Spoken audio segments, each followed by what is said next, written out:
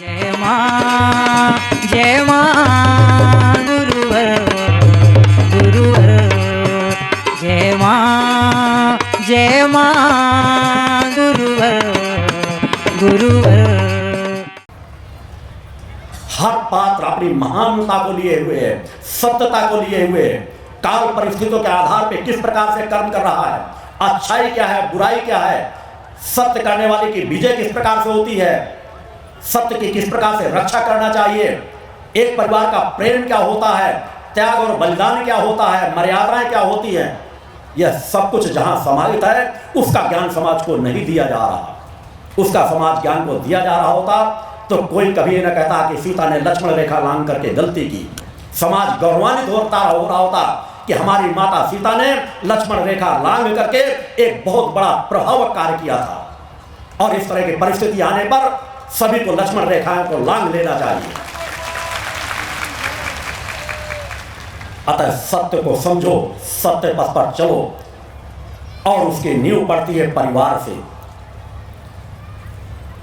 परिवार को जब तक हम अपने घर को सही स्वरूप नहीं देंगे, सही ढांचा नहीं देंगे, और भारतीय परिवारों से बढ़ करके विश्व के किसी कोने में जहां हिंदू समाज रह रहा है, भारतीय परंपरा का समाज रह रहा है, देवी देवताओं पर आस्था विश्वास रखता है, वही का समाज, वही के एक परिवार का सही स्वरूप आंकलन किया गया है।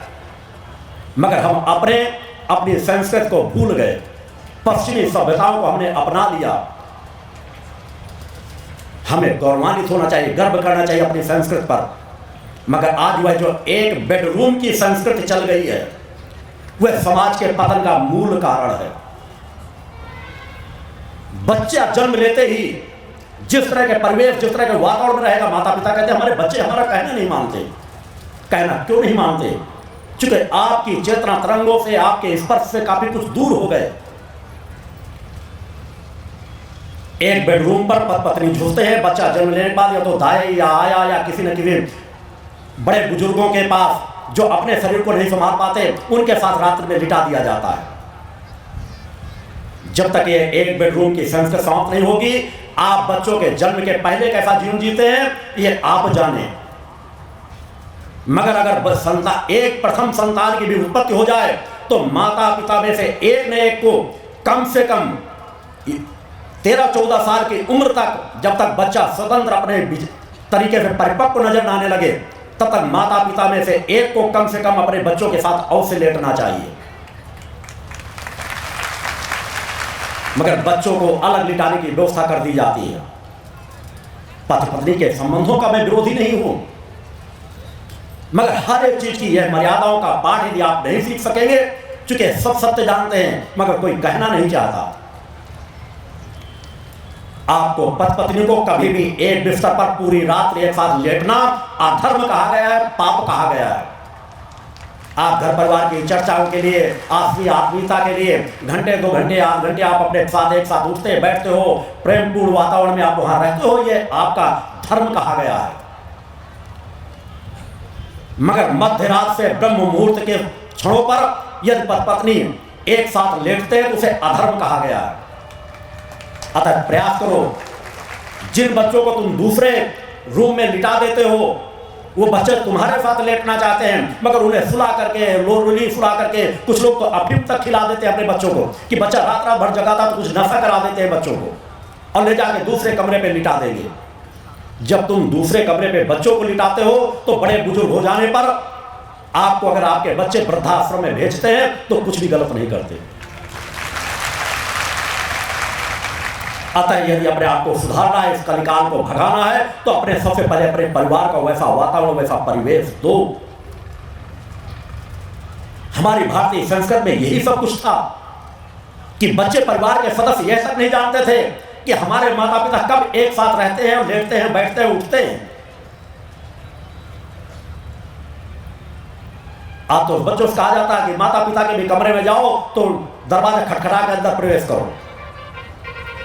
अरे बच्चे तो बच्चे, उन्हें तो स्वतंत्रता होनी चाहिए। माता पिता खुद ऐसा जीवन जिए कि उनको बच्चों से कहना ना पड़े, बच्चों कह बेटा किसी समय तुम्हें जब आवश्यकता पड़े हमारे सामने, हमारे घर में, अपने कमरे में उपस्थित हो सकते हो। क्योंकि हर काल के हर कर्म के लिए हम परम सत्ता ने एक विधान बनाया है। हमारे धर्म ग्रंथों में विधान सब लिखे हुए हैं कि पति पत्नियों को किस तरह का अपना जीवन जीना चाहिए, किस तरह का जीवन नहीं जीना चाहिए। मैं नहीं कहता कि आप पूर्ण ब्रह्मचर्य व्रत का पालन करो, मगर मैंने जो आपको संकल्प कराया, मेरे जो साधक है, मेरे जो भक्त है, वो सदैव संकल्प के लिए आगे संकल्पित होकर जीवन जी रहे हैं कि शादी से पहले पूर्ण ब्रह्मचर्य व्रत का पालन और शादी के बाद एक पति एक पत्नी धर्म का पालन। जो अपराध हो गए, इन अपराधों को रोकना, घर को पहले सुधारो, अपने आप को पहले सुधारो। मैंने कहा है निश्चित है, मेरे जब गृहस्थ जीवन में भी आया, मैं भी जीवन जीता रहा हूं, मगर मेरी बच्चियां सामने बैठी हुई हैं। ये बच्चों का एहसास है कि या तो मेरे पास या मेरी पत्नी के साथ ही बच्चियां हमेशा रात्रि गुजारी हैं, कभी बच्चों को अकेले नहीं लिटाया गया। और जब 3 साल बाद मैंने प्रथम तो मेरा माँ के चरणों में मैं वैसा खुद जीवन जीता हूं और ऐसा जीवन जी के ही कहता हूं कि शायद इस भूतल का अगर कोई गृहस्थ सुखी परिवार होगा तो मेरा होगा। मैं पत्नी से संतुष्ट हूं, अपनी बच्चियों से संतुष्ट हूं, पत्नी और बच्चे मुझसे संतुष्ट हैं। माता भक्ति के चरणों पर आप लोग पुत्रों के लिए पागल हो, पुत्र पैदा हो जाए, पुत्र हमारा कल्याण कर देगा, पुत्र ये कर दे। मैंने माता के चरणों पर प्रार्थना की थी कि गृहस्थ लोगों को चिंतन देना है, गृहस्थ मुझे रहना है, अगर बच्चों के जन्म ही होना है तो मेरे घर में बच्चों के स्वरूप में जन्म हो। और तीनों बच्चों के जन्म लेने के बाद जब लगा कि मुझे किसी चीज की आवश्यकता नहीं, तो मैं सतत पूर्ण ब्रह्मचर्य व्रत का पालन करता हूं, मन वचन कर्म से। आपको कहता हूं, मैं आप इसके लिए नहीं कहता हूं कि आप ब्रह्मचर्य व्रत का पालन करो। गृहस्थ का जीवन है, जियो, मगर वासना में इतना मत डूब जाओ, वह तुम्हारे पतन का कारण बनेगा। आप चाहे रोज 2-2 घंटे पूजा पाठ करो, मैंने कहा जब तक नींव को नहीं सुधारोगे, वासना बहुत संक्षिप्त सा मानव जीवन का एक अंग है। जन्म मरण की परंपरा को संचालित करने के लिए उसको उसी रूप से लो। आपके अंदर विकार ना पैदा हो, आप विकारी ना बने, आप समाज में पाप कर्म ना करें, इसलिए पति पत्नी के संबंध किए गए कि आप अपने विकारों को अपने गृहस्थ में वहीं पर भी शांत करें। ब्रह्मचर्य व्रत का अधिक से अधिक पालन करें, गृहस्थ में रह करके भी। संतानों को उत्पत्ति हो जाने के बाद आपको अधिक से अभ्यास करने से सब कुछ होता है कि महीने पे अभी कोई मैं 10 दिन ब्रह्मचर्य व्रत का पालन करूंगा, 15 दिन ब्रह्मचर्य व्रत का पालन करूंगा, धीरे धीरे वह ब्रह्मचर्य आपका प्रबल होता चला जाएगा। मुझे बड़ा वेदना हुई जिस समय अभी शायद एक शरद यादव का ही था, शायद एक स्क्रीन में आता था कि ब्रह्मचर्य कहना ये एक काल्पनिक बातें हैं, कोई ब्रह्मचर्य नहीं रह सकता। हमारी भारत देश में रहकर उनको एहसास दें कि भीष्म पितामह इसी देश में उन्होंने जन्म लिया, इसी देश में रहे जिन्होंने पूर्ण ब्रह्मचर्य व्रत का संकल्प लिया था। हमारे एक नहीं सैकड़ों हजारों साधक और साधिकाएं रही हैं जो पूर्ण ब्रह्मचर्य व्रत का रह करके अपने जीवन का निर्वहन किया है। ऋषियों मुनियों का पूरा इतिहास भरा पड़ा है। विकारों से हटना बड़ी सहज मार्ग है। मां की आराधना भक्ति में डूबो, तप को हासिल करो, अपनी कुंडली चेतना को प्रभाव बनाओ। जितना तुम्हारा मन मस्तिष्क से एकाग्र होता चला जाएगा, तुम्हारी सात्विक सतोगुणी प्रवृत्ति आपकी जागृत होती चली जाएगी। काम क्रोध लोभ मोह अंधकार, जिस तरह सूर्य के उदय होने से अंधकार छट जाता है, उसी तरह काम क्रोध लोभ मोह अपने आप छटते चले जाते हैं। निर्विकार जीवन की प्राप्ति हो जाती है। सब कुछ संभव है, मगर आज जिस तरह के समाज का वातावरण परिवेश चारों तरफ अश्लीलता परोसी जा रही है, विषय विकारों के दृश्य दिखाए जा रहे हैं। नारी जो हमारे लिए सदैव श्रद्धा के पात्र रही है, सदैव ऊंचा स्थान दिया गया है। नारी के सम्मान के लिए हजारों हजार पुरुषों ने अपना बलिदान दिया है कि अपने परिवार में कुदृष्टि डालने वालों की आंख फोड़ने की क्षमता रखते थे, केवल इसीलिए कि नारी हमारी सम्मान की पात्र है। हमें कुछ हो जाए, मगर हम नारी की ओर कुदृष्टि देखने वाले की भी आंख निकालने की क्षमता रखते हैं। वह विचार शक्ति पैदा करो, अपने गृहस्थ को संवारो, अपने बच्चों को बचपन से दिशा दो। बचपन से यदि उन्हें धर्म अध्यात्म के कर्म में रखोगे तो वे कभी नहीं भटक पाएंगे। आध्यात्मिक जीवन जीने वाले बच्चों के जीवन में भटकाव नहीं आता, चूंकि संस्कार जिस तरह शरीर के लिए आहार आवश्यक है, उसी तरह शरीर के लिए साधना तप पूजन पाठ उससे कई गुना ज्यादा आवश्यक है। क्योंकि हमारी चेतना को, हमारी सुषुम्ना नाड़ी को, हमारी प्राण शक्ति को सात्विकता ही एक उसका आहार है। आप सात्विकता की चीजें नहीं डालोगे तो आवरण पड़ते चले जाएंगे भौतिक जगत के। धीरे धीरे करके आवाज उठाओ कि अपने आसपास के समाज में, मैंने कहा जिसको जो पहनना हो पहने, मगर आप तो अपनी भारतीय पहनावे पर गर्व करो, चाहे स्त्री हो चाहे पुरुष हो। भारतीय मर्यादाओं में रहो, भारतीय वस्त्र पहनो, अपने वस्त्रों पर इतना गर्व गौर घमंड करो, इतना सम्मान के साथ सर उठा के चलो कि विदेशी पश्चिमी सभ्यता वाले लोग भी हमारे परिवेश को पहनने के लिए बाध्य हो जाएं। हमारी भारतीय संस्कृति में सब कुछ समाहित है, और जिस दिन तुम सच्चे मन से मां की आराधना करते चले जाओगे, तुम्हारा बहुमुखी विकास होगा, तुम्हारे व्यक्तित्व का विकास होगा। मानसिक रूप से जो सतत मनुष्य विकलांग होता जा रहा है, वह विकलांगता दूर होगी। अन्यथा यह जो चल रहा है, आप अधिकांशतः देखें कि 90% बच्चों के साथ ऐसा हो रहा है, पढ़ाई से अरुचि होती जा रही है, उनकी बुद्धि कार्य नहीं कर रही, पढ़ते आधे घंटे बाद वो चीज भूलती चली जा रही है। और ग्रामीण जीवनों में जाकर के देखो, 100 घरों में शायद 2-4 घर के बच्चे ही पढ़कर के हाई स्कूल के आगे जा पाते हैं। जन दर जन बच्चों की मानसिक क्षमताएं कमजोर होती जा रही हैं, चूंकि आपके खान पीन में, पहनावे में यह जो परिवर्तन आ रहा है, विषाक्त चीजें आ रही हैं, वह आपके मस्तिष्क को सतत कमजोर करे, आपकी बौद्धिक क्षमता को कमजोर करे, आपके सोचने समझने की क्षमता को कमजोर करे, आपकी सुषुम्ना नाड़ी को दबाव में ले रही है, और धीरे धीरे सुषुम्ना नाड़ी जो जो मंद होती जाएगी, प्राण चेतना जो जो मंद होती जाएगी, आपका पतन सतत सभी क्षेत्रों से होना शुरू हो जाता है। अतः गृहस्थ से ही उसे संवारो, माता महेश वर्धनी की आराधना सच्चाई निष्ठा विश्वास रखो, कभी बलिकरण मत दो, कभी मांस मत चढ़ाओ। चैत्र नवरात्र में आप जो मुझसे जुड़े हुए हैं, चैत्र नवरात्र में अपने घरों में साधना कर लिया करें। शारदीय नवरात्र में वहाँ 3 दिन का महत्वपूर्ण जो साधना शुरू होता है, शारदीय नवरात्र में उनका उस शास्त्र में आह्वान किया जाता है। दुर्गा चालीसा के जो 24-24 घंटे के अखंड पाठ के समाज को दिए गए, आपको बड़े बड़े अनुष्ठानों से, बड़ी बड़ी कथाओं से जो सुनने से लाभ नहीं मिलेगा, श्रद्धा विश्वास से 24 घंटे का अखंड अनुष्ठान अपने घर में करा करके देखो, आपको ज्यादा शांति मिलेगी, ज्यादा सरल साधनाएं। आप कोई शुभ कर्म हो, कोई अन्य किसी हो, आप अपने किसी परिवार के मुक्त के लिए आपको गया जी जाने की जरूरत नहीं है। आप अपने घर में 24 घंटे का चालीसा पाठ करा दो, जो गया जाने से आपके परिजनों की मुक्ति नहीं होगी, वह मुक्ति 24 घंटे का चालीसा पाठ करा लेने से हो जाएगी। भगवान की जय। मां पर निष्ठा विश्वास तो करो। मां से ज्यादा हितैषी, मां से ज्यादा सगा, मां से ज्यादा नजदीक और हमारे कोई नहीं है। अतः निष्ठा विश्वास से मां की आराधना करना सीखो। अपने आहार व्यवहार इन पे अपने आप सुधार करो।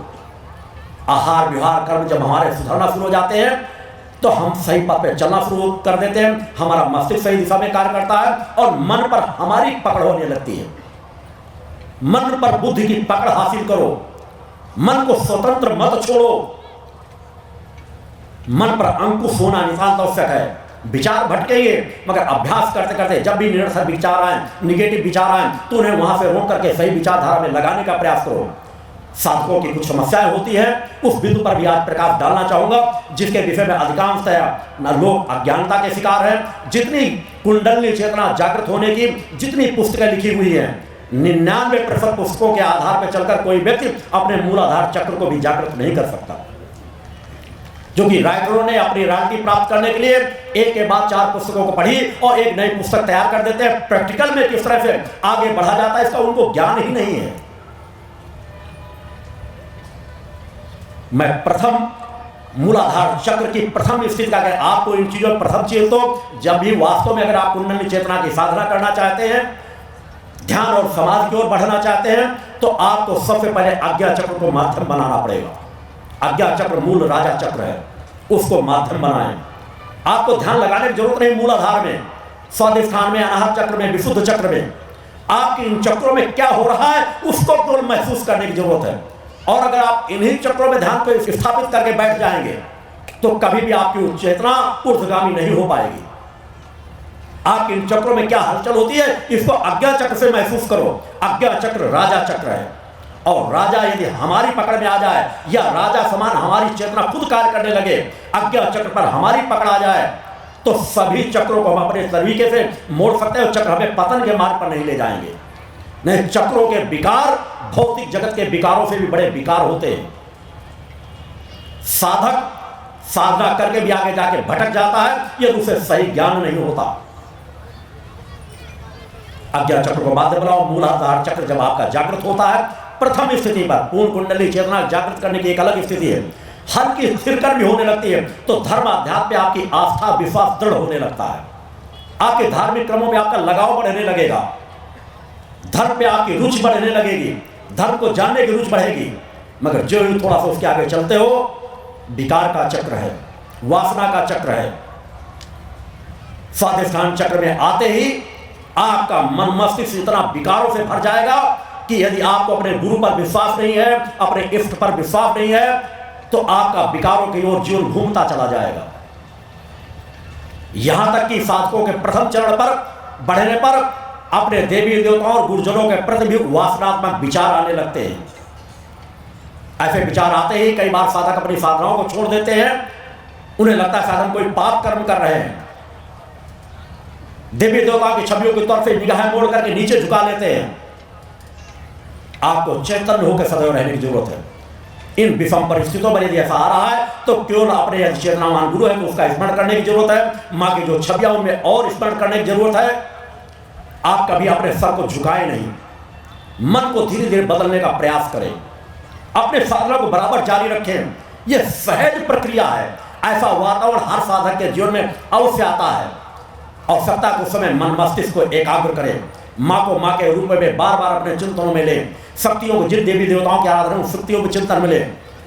पिता को अपना, गुरु को अपने पिता तुल्य मानते हुए कि गुरु हमारा आराध्य है, गुरु है एक ऐसा है जो आपका परम हित है। गुरु से और दूसरा रिश्ता मत जोड़ो कि गुरु तुम्हारा पुत्र है, गुरु तुम्हारा रिश्ता है, गुरु तुम्हारा पिता। गुरु को केवल गुरु के रूप में मानो। गुरु ज्ञान का एक प्रकाश पुंज है, सात्विकता पवित्रता का एक पुंज है।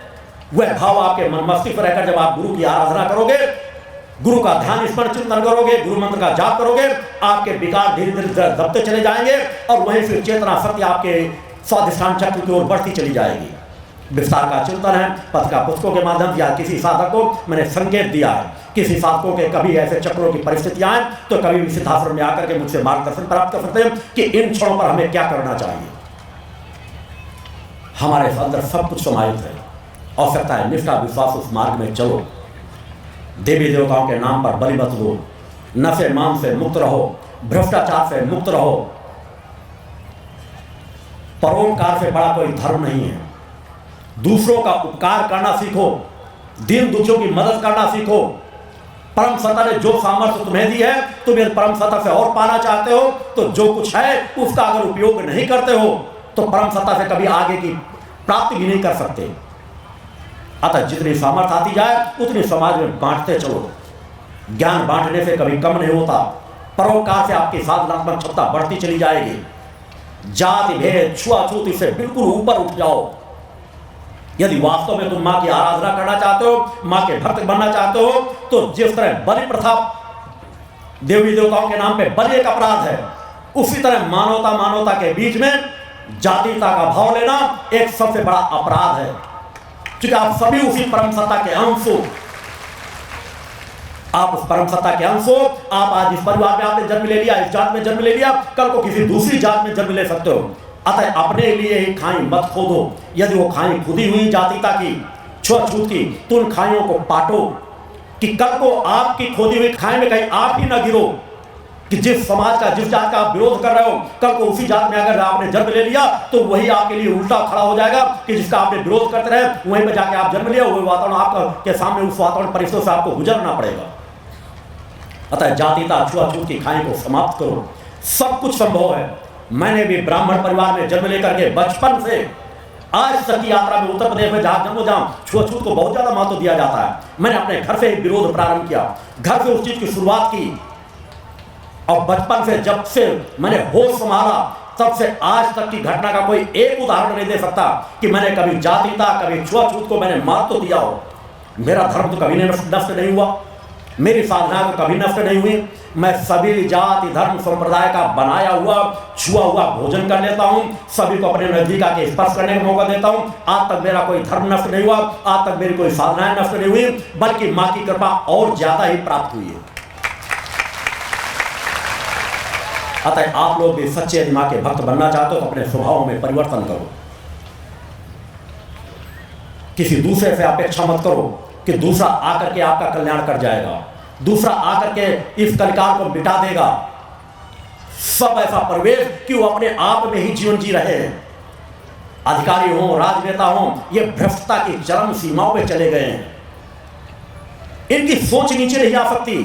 जिनका एक मस्तिष्क विकारी बन गया है, मस्तिष्क भ्रष्टाचारी बन गया है, यह समाज का सिर्फ और सिर्फ शोषण करना जानते हैं।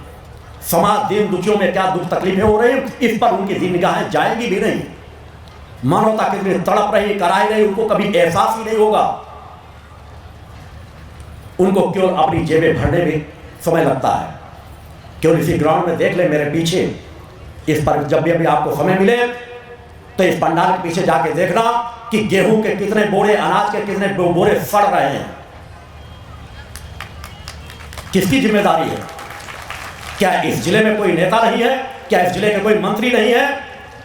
मगर अगर मैं कह दूं इससे बड़ा अधर्म और कुछ नहीं हो सकता कि मनुष्य को खाने के लिए आज गांव के बच्चे बेचारे एक एक दाने के लिए मोहताज हैं। अनेकों लोग भोजन के बिना आत्महत्या कर रहे हैं, कुपोषण के शिकार हो रहे हैं, और इस तरह अनाज का, अन्न का अपमान हो रहा है, सड़ रहा है। जो दृश्य मुझे देखने को मिले, अंतरात्मा तड़प जाती है कि एक एक दाना हमारी भारतीय संस्कृति में हमारे माता पिता ने सिखाया, हमने खुद अपने जीवन में अमल किया कि अगर थाली में एक अन्न का दाना छूट जाता था तो माता पिता कहते थे बेटा ये अन्न का अपमान है। आज हजारों बोरे सड़ रहे हैं, वो एक नहीं अनेकों जिलों में, और समाज किस दयनीय स्थिति का जीवन जी रहा है। एक जगह नहीं, हर जिलों में देखो, मगर ना तो पत्रकारों की निगाहें जाती हैं, ना मीडिया उधर आवाज उठाना चाहता, ना समाज सेवक आवाज उठाना चाहते हैं, ना सत्ता पक्ष ध्यान देना चाहते हैं, ना विपक्ष, क्योंकि सभी एक चक्र में पैसा पैसा और पैसा, सब मगरमच्छों का जीवन जीना चाहते हैं। समाज को नोच नोच करके गिद्धों के समान खा जाना चाहते हैं, उनके हकों को लूट लेना चाहते हैं। कब तक आवाज नहीं उठाई जाएगी? कब तक ऐसा सब कुछ बर्दाश्त किया जाता रहेगा कि एक घर में बच्चे भूखों मर रहे हों, एक जगह करोड़ों करोड़ों कुंटल दाना बर्बाद हो रहा हो? रोज आप मीडिया में बीच बीच में देखते हैं, कभी खबरें गलती बस चुकी, मीडिया के तो अधिकांश कार्य प्रयोजित होते हैं। कभी कभार कुछ ऐसी न्यूज़ आ जाती है कि आज यहां पर हजारों बोरी बरसात में सड़ गया, आज यहां पे हो गया। मुझे जानकारी मिली 4-4 गार्ड लगे हुए हैं वहां, चूहे, लोग लैट्रिन कर रहे हैं, चूहे कर रहे हैं, सांप बिच्छू वहां बैठ रहे हैं, सड़ रहा है, गल रहा है, दुर्गंध आ रही है, और यही भेज दिया जाएगा कभी न कभी गरीबों के पास, और कभी न कभी यही अनेकों जगहों पे समाज में जाता है, और समाज इसी का आहार तो करेगा, तो कुपोषण का शिकार होगा, नाना प्रकार की बीमारियों का शिकार होगा। इस तरह के अपराध सब जगह हो रहे हैं। आपको आंख मूंद करके बैठने की आवश्यकता नहीं है। सजग हो, सजग प्रहरी समान खड़े हो। धर्म युद्ध का जो शंखनाद किया गया है वह शंखनाद सामान्य नहीं है, उसके साथ जुड़ी हुई एक ऋषि की तपस्या, मेरी नित्य प्रति की साधना, और साधना समाज में सतत परिवर्तन करती चली जाएगी। आप हर जिले में नशे के व्यवसाय को तो सतत पकड़ ही रहे हैं अपने प्रयास से। आप ये मत समझो कि पुलिस प्रशासन आपको सहयोग करेगा। वर्तमान समय में पुलिस प्रशासन भ्रष्टता की नंबर 1 की सीमाओं पे खड़ा हुआ है। अंग्रेजों ने उतना अत्याचार नहीं किया, अंग्रेज उतना अत्याचार नहीं कर रहे थे जितना आज हर थाने में जाकर के देखो, जितना गरीबों दुखियों के साथ वो अत्याचार होता है। एक वर्दी पहनने वाला व्यक्ति गरीबों को देखते हुए अगर थाने में पैर भी रखो तो मां बहन की बेटी की गाली से स्वागत करता है। ये आजाद हिंदुस्तान में हो रहा है। किसी थाने में एक दिन 24 घंटे वहां की या तो किसी को खड़ा करा दो, या तो कोई दूर से कैमरा लगा दो, या जो लोग जाते हैं उनके साथ जाके खड़े होकर वहां की बातें सुना करो। बिल्कुल जल्लादों के समान बर्ताव होता है। और वही एक अपराधी चला जाए, एक भ्रष्ट बेईमान राजनेता चला जाए, दौड़ के उनके बिल्कुल गुलाम बन जाएंगे। आओ भगत बल की कुर्सी पहुंचेंगे, आराम बैठाएंगे, और बैठिए बैठिए नेताजी, बैठिए बेईमान डकैत, आइए बैठिए, क्योंकि तुम भी डकैत और हम भी डकैत।